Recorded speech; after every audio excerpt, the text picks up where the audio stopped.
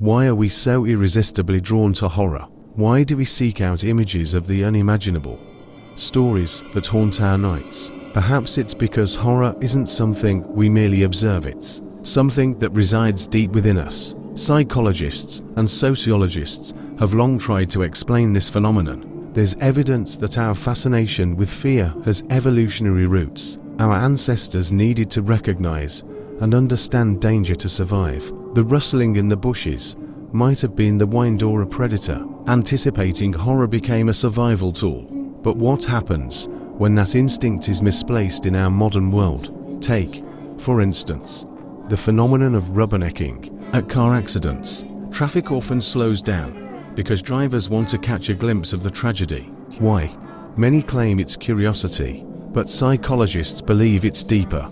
Part of us wants to confront the line between life and death, as if to remind ourselves of our own fragility. Then there's the chilling trade of murderabilia. Items associated with serial killers or violent crimes are sold for high sums. People buy letters from murderers or artifacts from crime scenes. Owning such things gives them a sense of touching the darkness without actually stepping into it. But there's a darker side to this fascination. Studies show that repeatedly consuming extreme content, whether horror films, violent videos, or shocking news, can change our psyche. In a notorious 1990s experiment, participants were exposed to increasingly brutal movies. Weeks later, not only did they show reduced emotional reactions, but they began seeking even more extreme content. Psychologists call this desensitization. Yet some warn that the more we seek darkness, the more it subtly alters us.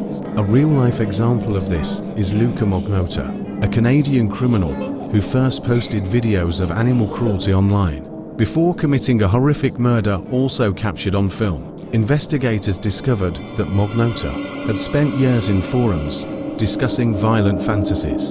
For him, the line between fiction and reality blurred until he ultimately crossed it. This raises an unsettling question. Where does our safe consumption of horror end? And where does the risk begin that we ourselves become part of it? Perhaps the reason horror fascinates us is simpler than we think. It reveals the abyss we feel deep inside ourselves. And sometimes, when we stare too long into that abyss, it begins to stare back.